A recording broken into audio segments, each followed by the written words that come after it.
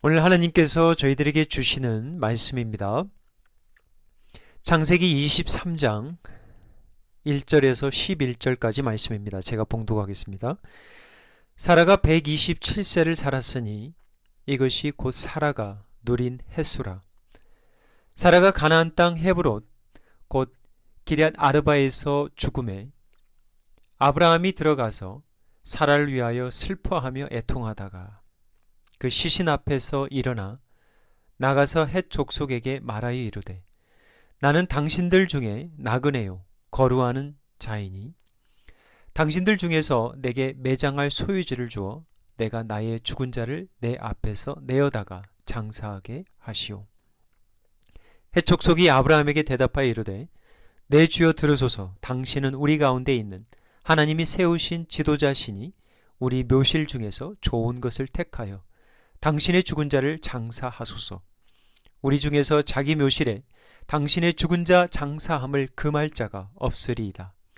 아브라함이 일어나 그 땅 주민 헷 족속을 향하여 몸을 굽히고 그들에게 말하여 이르되 나로 나의 죽은 자를 내 앞에서 내어다가 장사하게 하는 일이 당신들의 뜻일진데 내 말을 듣고 나를 위하여 소할의 아들 에브론에게 구하여 그가 그의 밭머리에 있는 그의 막벨라 굴을 내게 주도록 하되 충분한 대가를 받고 그 굴을 내게 주어 당신들 중에서 매장할 소유지가 되게 하기를 원하노라 하매 에브론이 헷 족속 중에 앉아 있더니 그가 헷 족속 곧 성문에 들어온 모든 자가 듣는 데서 아브라함에게 대답하여 이르되 내 주여 그리 마시고 내 말을 들으소서.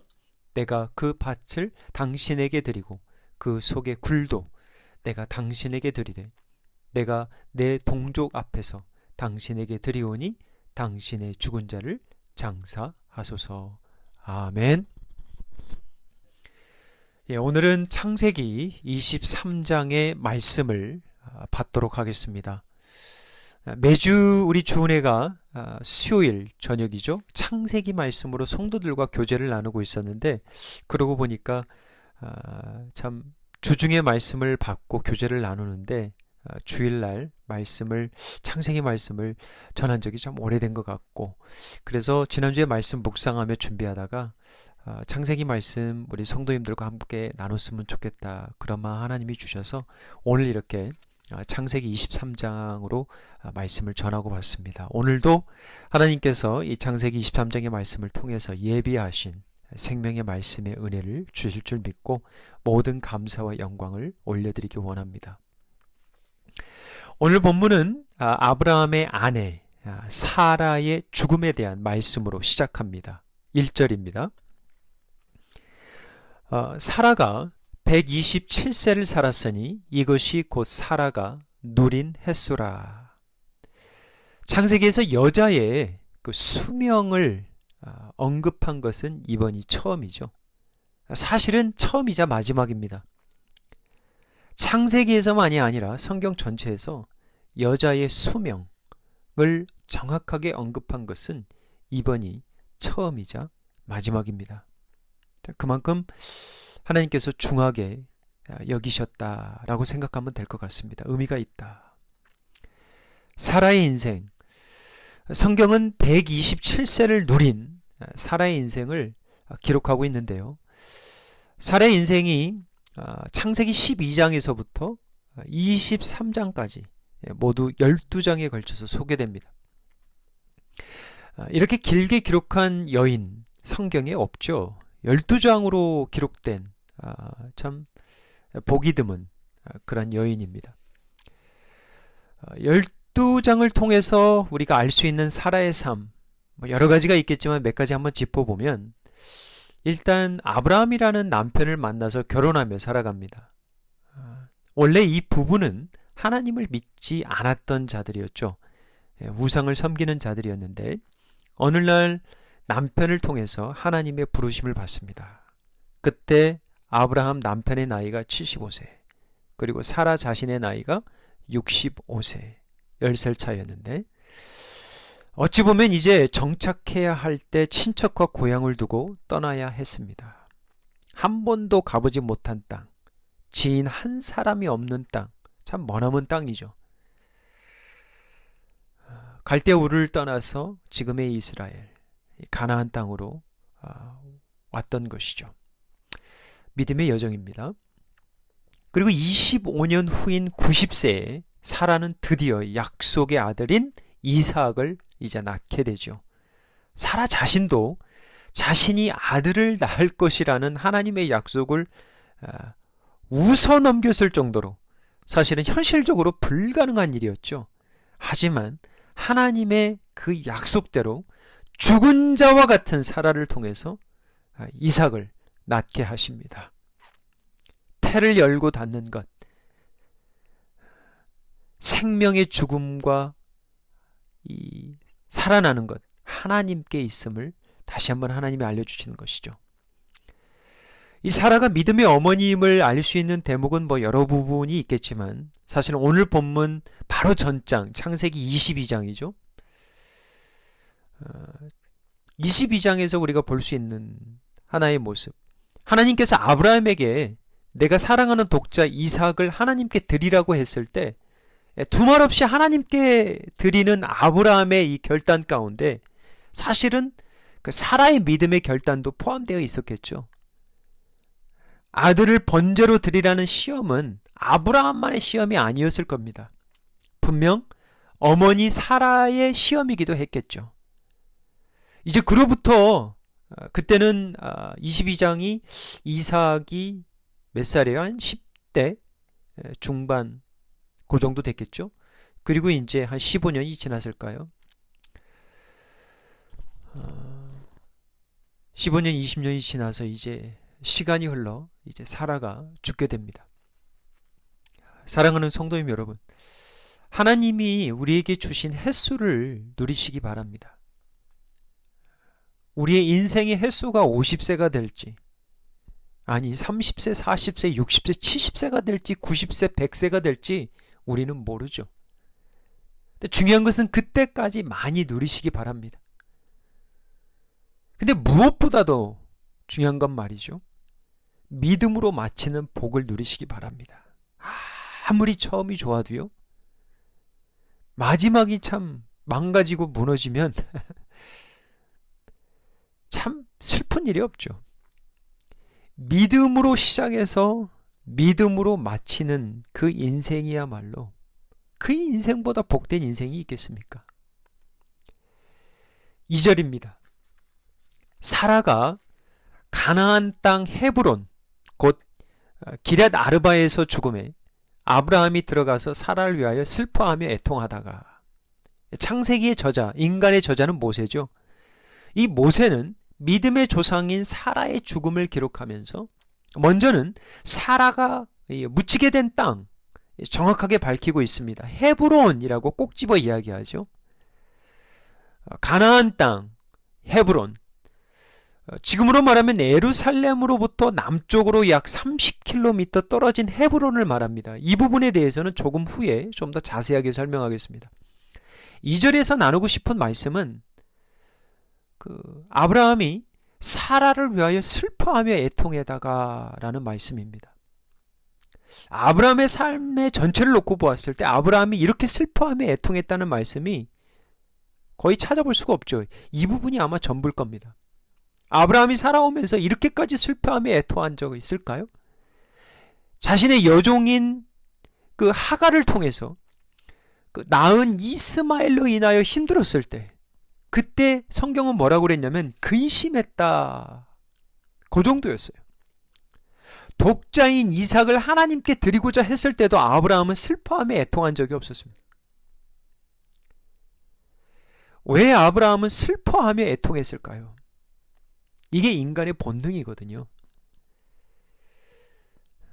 자신이 사랑하는 아내,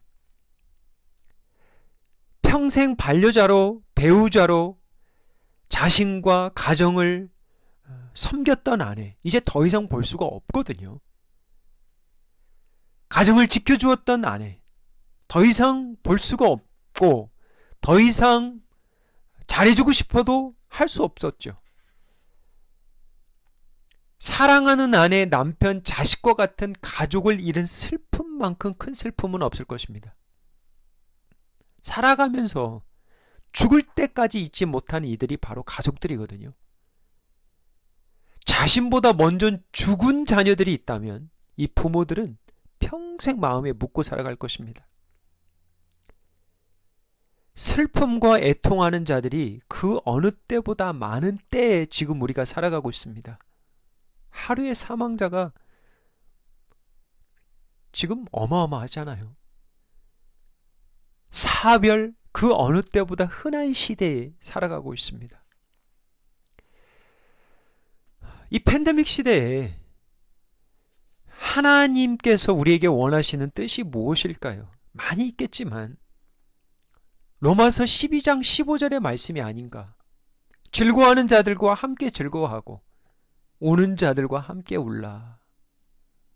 함께 슬픔을 나누고 함께 애통하라는 것이 아닐까요? 너무나 많은 생명들이, 가족들이, 이웃과 친척들이, 성도들이 갑작스럽게 죽어가고 있습니다. 그 어느 때보다도 위로의 은혜가 필요한 때입니다. 그 어느 때보다도 나눔의 은혜가 필요한 때예요. 신앙이 무엇일까요? 죄의 삭은 사망이기에 죽음은 당연한 것이라고, 천국에서 만날 수 있게 슬퍼하지 말아야 한다고 하는 것이 신앙일까요? 아니죠. 신앙은 다름 아닌 작은 영혼 한 생명이라도 사랑하고 위로하고 섬기는 거예요. 예수님이 나사로의 무덤에서 슬피 우셨듯이 함께 울고 함께 애통하는 것이 신앙입니다. 그런데 우리가 전처럼 모일 수 없잖아요. 만날 수 없는 시대에 살아가고 있잖아요. 그러면 이러할 때 우리가 할 수 있는 일들이 무엇이 있을까요? 만날 수만 있거든 온라인으로든 카톡으로든 영상으로든 전화로든 기도, 특별히 기도로 나눴으면 좋겠습니다. 기도는 하나님의 자녀들에게 주신 특권이며 축복입니다. 기도 제목을 나누다 보면 어느새 나의 마음까지 나누게 되는 것을 볼 수가 있습니다. 마음의 감정, 슬픈 감정, 고통과 애통의 마음, 나누는 교제까지 갈 때 참 건강한 교제겠죠. 그런데 이러한 마음의 교통의 교제가 그 어느 때보다 필요한 시기예요. 우리가 비록 사회적인 거리를 두긴 하지만, 여전히 멀리 있지만 우리의 마음의 교제는 고립되거나 격리되지 않았으면 합니다. 이 코로나 확진으로 인하여 투병하는 분들, 입원하시는 분들, 돌아가시는 분들, 나라의 전반적인 불안정한 경제로 해고되고요, 감원되고, 퇴직하시고, 퇴사당하시고, 임시휴직, 무급휴직, 한치 앞을 알 수 없는 일로 인해서 스트레스, 우울증, 답답한 두려움 너무 많거든요. 요즘 젊은 대학생들 스트레스가 이만저만이 아닙니다. 한번 생각해 보세요. 꿈에 그리던 캠퍼스 생활은 이제 없어졌어요. 그런 건 고사하고 인턴십 자리요? 거의 없습니다. 취소되고요. 대학을 졸업해도 막상 이제 갈 곳이 많이 없는 실정이에요. 한참 뛰어다녀야 되고 한참 일해야 되고 실습해야 되는데 컴퓨터 앞에서만 앉아 있는 거예요. 얼마나 답답하겠습니까? 그 어느 때보다 서로의 마음을 묻고요, 서로의 감정을 나눌 때가 바로 이때입니다. 그 어느 때보다도 우리의 주 안에서 성도들이라면 이러한 마음의 교제에 힘써야 될 때가 바로 이때임을 잊지 않았으면 좋겠습니다. 우리는 문화적으로, 성격적으로 슬픔을 나누고 싶어도 제대로 나누지 못하기도 합니다. 어떤 사람들은 이게 쉽지만 어떤 사람들에게는 참 이게 어려워요. 때로는 이것을 수치나 부끄러움으로 여기기 때문이에요. 그래서 어떤 분들은 자신의 슬픈 감정을 잘 나누지 않고 살아갑니다. 사실 알고 보면 우리 한국 문화에서 자라신 1세분들, 우리 부모님들, 슬픈 감정 나누는 것에 익숙하지 않아요. 슬픈 감정을 나누는 방법을 어렸을 때부터 제대로 배우지 못했어요. 마음속에 억누르고 살아오는 경우가 많거든요. 울고 싶어도 제대로 울지 못하고 울어도 숨어서 울어야 하고 그런 문화 속에서 살아왔습니다. 이렇게 숨기고 억누르고 감춘 슬픔들이 결국에는 그게 병이 됩니다. 나중에는 화가 되고요, 한이 되고 싸움이 되기도 해요. 한 번에 우라가 터지는 것이죠. 자녀들이 울고 있을 때 너는 왜 자꾸 우냐고, 그만 그치라고 그렇게 말하는 것이 아니라 내가 너와 어떻게 함께 울어줘야 할지 고민할 때예요. 이유를 묻는 대신에 그저 말없이 앉아주고 함께 울어주는 것이 그게 부모의 책임입니다.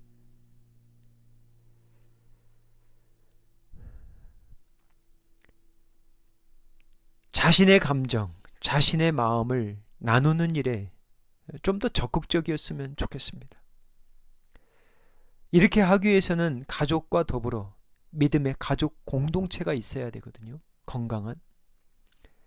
자신을 잘 들어줄 수 있는 믿음의 가족들. 여러분, 참 듣는 것이 얼마나 큰, 이게 참 중요한 은사임을 제가 요즘 많이 깨닫습니다. 제가 매일 기도 2가지를 하고 2가지를 다짐하는 게 있습니다. 첫 번째 제가 기도하고 다짐하는 게 뭐냐? 매일 요즘에 첫 번째는 제가 뭐라고 외치냐면 나는 환자다. 나는 환자다. 나도 환자다. 환자를 돌보기 위해서는 내가 먼저 치료를 받아야 된다는 것이죠. 환자를 돌보듯이 가족을 환자로 보고요. 만나는 사람들마다 환자로 생각하면 와, 이게 참 삶이 바뀌어질 것 같아요. 나는 환자다. 한번 따라해 보세요. 나는 환자다. 2번째는 제가 늘 복창하고 내 마음속에 담아두는 게 뭐냐면 오늘도 듣자 이 말이에요. 오늘도 들어보자. 말하기보다는 오늘도 한번 듣자. 병원에 가서 제게 하는 일이 바로 그거거든요. 듣는 일이에요, 여러분. 그냥 계속 들어주는 일이에요. 답을 주기보다는 그저 그냥 들어주는 거예요. 그러면 듣다 보면요, 그분들이 답을 찾아갑니다. 참 특이해요. 그분들이 말하다 보면 우시고요. 말하다 보면 하나님을 찾게 되고요. 이 들어주는 것이 얼마나 귀한, 이 참 하나님이 주신 축복인지. 상대방이 슬퍼함에 애통할 때 답을 주려 하지 마시기 바랍니다. 부부 가운데 그런 분들 있잖아요. 자꾸 그 fixer, 영어로는 고치려고 하잖아요. 그리고 내가 아는 답을 막 주려 하는데 저도 그 점이 참 부족하지요. 여러분 어떻습니까? 상대방이 말이죠. 대부분 답 다 알고 있습니다. 답을 주기보다는 감정을 나누고 공감해주고 그냥 함께 있는 주는 것만으로, 그냥 들어주는 것만으로도, 그냥 말없이 기도해주는 것만으로도 큰 힘이 됩니다, 여러분. 무언가를 해야 한다는 이런 영어로 말하면 있잖아요. doer. 이런 쪽이 아니라 저와 여러분의 존재, 영어로 말하면 이런 방향으로 서로를 대해야 되는 것이죠.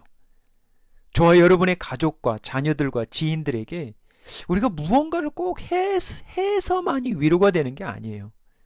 우리가 함께 해줄 수 있는 그 존재만으로 큰 위로와 힘이 되는 것을 잊지 마시기 바랍니다. 그것이 신앙이에요. 우리는 자녀들에게 해줄 수 없는 것들에 대해서 아쉬워하고 부모로서 때로는 힘들어하고 아파합니다. 근데 여러분, 여러분의 존재만으로 훌륭한 거예요. 여러분의 존재만으로 자녀들에게는 큰 위로가 되는 것이에요.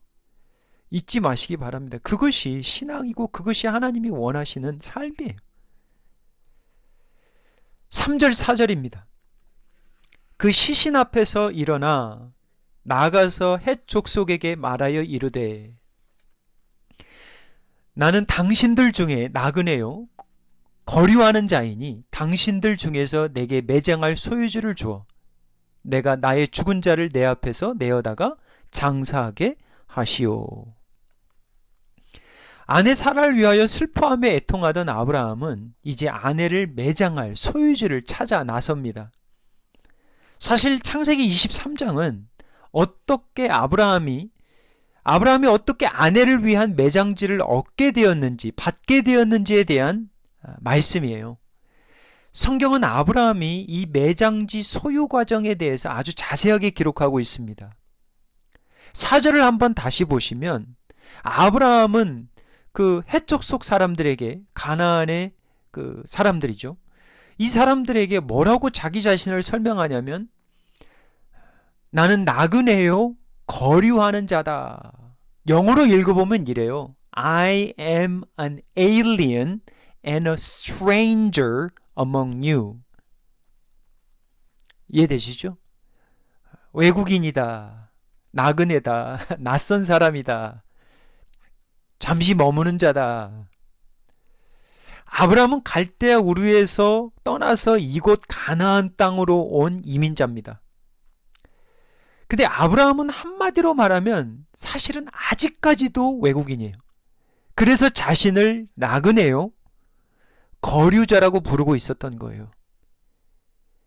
이방인과 같았던 아브라함은 당시 가나안 땅의 수도였던 헤브론에서 살았던 헷 족속인들을 찾아가 죽은 아내를 내어다가 매장할 수 있기를 간청하고 있습니다. 6절입니다.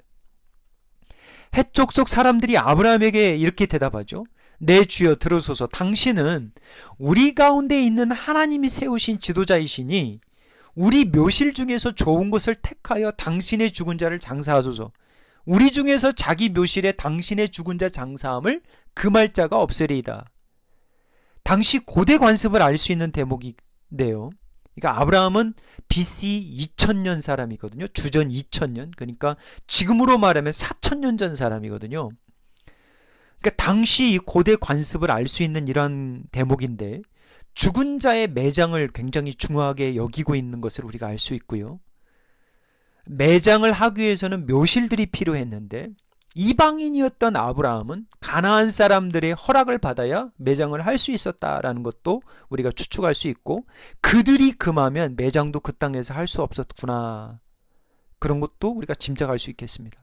근데 감사한 것은 아브라함이 그들에게 인정받았던 지도자라 했다는 것이죠. 그들은 아브라함을 하나님이 세우신 지도자로 말하고 있습니다. 자신들의 묘실 가운데서 좋은 묘실을 택해서 장사토록 호의를 베풀고 있어요.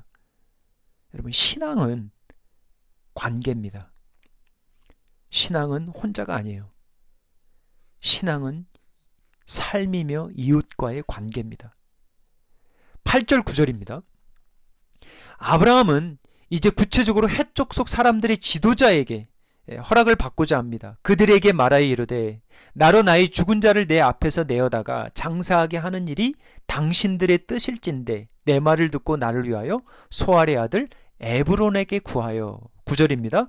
그가 그의 밭머리에 있는 그의 막벨라 굴을 내게 주도록 하되 충분한 대가를 받고 그 굴을 내게 주어 당신들 중에 매장할 소유지가 되게 하기를 원하노라 하매. 아브라함은 아내 사라를 매장할 곳을 막벨라 굴로 결정을 하고 그 굴을 구입하고자 했습니다. 그런데 막벨라 굴이 있는 곳은 에브론이라는 사람의 밭머리에 있었어요. 그래서 그 밭머리에 그 밭의 땅 주인 에브론의 허락이 필요했던 것이죠. 11절입니다. 이제 에브론이 아브라함이 부탁한 그 간청에 대해서 호의를 베푸는데, 관대함을 베푸는데, 한번 보세요. 에브론이 아브라함에게 이렇게 부르죠. 내 주여 그리 마시고 내 말을 들으소서. 내가 그 밭을 당신에게 드리고 그 속에 굴도 내가 당신에게 드리되 내가 내 동족 앞에서 당신에게 드리오니 당신은 죽은 자를 장사하소서. 자, 아브라함은 아내를 장사하기 위해서 막벨라 굴만을 매입하고자 했는데 땅 주인 에브론은 막벨라 굴이 있는 자신의 땅까지 아브라함에게 선물로 주고자 했습니다. 그런데 아브라함은 에브론에게 그 밭 값을 지불하기를 원했던 것이죠. 15절입니다. 자, 에브론의 대답입니다. 내 주여, 내 말을 들으소서. 땅값은 은 400세겔이나 그것이 나와 당신 사이에 무슨 문제가 되리까? 당신의 죽은 자를 장사하소서. 그러니까 은 400세겔의 값어치 되는 이 땅, 당신과 나 사이에 무슨 문제가 되겠느냐? 그냥 가져가라는 것이죠. 여러분, 은 400세겔은 결코 적은 돈이 아니에요. 물론 이제 시대가 좀 다르긴 하지만 모세 시대의 은 30은 종의 몸값이었습니다. 한 종의 몸값이에요. 노예의 몸값이라는 것이죠. 30이. 다윗 왕은 아라우나의 타작마당 이 토지를 성전을 위해 매입하는데 은 50세겔로 타작마당과 소를 샀다고 기록하고 있습니다. 신약시대에 넘어오면 예수님이 은 30에 팔려요. 그러니까 은 400세겔은 결코 적은 액수가 아닙니다. 근데 에브론은 아브라함에게 은 400세겔 가치의 땅을 선물로 주고자 했지만 아브라함은 사양을 합니다. 다시 말하면 그의 호의를 사양하고 결국 은 400세겔을 주고 구입을 합니다. 17절 18절입니다. 마므레 앞 막벨라에 있는 에브론의 밭, 곧 그 밭과 거기에 속한 굴과 그 밭과 그 쥐에 둘린 모든 나무가 성문에 들어온 모든 해적속이 보이는 데서 아브라함의 소유로 확정된지라. 창세기의 인간의 저자겠죠. 모세는 왜 막벨라 굴과 그 땅 매매에 대한 이야기를 이렇게 길게 자세하게 설명하고 있을까요? 19절입니다. 그 후에 아브라함이 그 아내 사라를 가나안 땅 마므레 앞 막벨라 밭굴에 장사하였더라. 마므레는 곧 헤브론이라. 참 중요한 의미가 있는데요. 땅에 대한 말씀이죠. 또한 하나님의 약속에 대한 말씀이고 믿음에 대한 말씀이기도 합니다. 왜 그러냐고요? 자, 나그네와 거류자로 살았던 아브라함의 인생 가운데 보세요. 유일하게 땅을 구입한 곳이 바로 이곳 헤브론입니다. 전에도 앞으로도 땅을 매입한 적이 없어요. 오직 이곳뿐이에요. 그런데 사실 땅을 구입하려기보다는 단지 막벨라 굴 정도만을 원했는데 참 감사하게도 생각지도 않게 에브론의 관대한 호의로 땅까지 받게 되는 것이죠. 여러분, 이 막벨라 굴이 이제 창세기에서 쭉 나오는데 25장 9절에 가면 아브라함 자신도 이 막벨라 굴에 매장이 되는 것을 우리가 확인할 수 있고요. 자신의 아들인 이삭도 그리고 자신의 손자인 야곱도 이곳 막벨라 굴에 매장이 됩니다. 3대 족장, 그러니까 아브라함, 이삭, 야곱, 이 족장의 아내들까지. 지금 여러분들이 이스라엘에 가시면 예루살렘 다음의 성지가 어디냐? 헤브론이며. 헤브론에 가면 가장 중요한 곳이 바로 어디냐? 바로 이곳이에요. 막벨라 굴입니다. 족장들, 이 어머니들의 무덤이 있는 곳이 이곳입니다. 자, 왜 이게 중요하냐면 결국에는 하나님께서 아브라함에게 약속하신 게 있었거든요. 창세기 15장에 보면 하나님이 아브라함에게 무슨 약속을 하냐면 너의 후손들이 400여 년 동안 애굽에서 종살이 하다가 이후에 가나안 땅으로 돌아오게 된다. 아브라함과 이삭과 야곱이 묻혀 있는 곳, 믿음의 조상의 땅인 가나안 땅으로 돌아올 것을 하나님은 이미 알려주셨어요.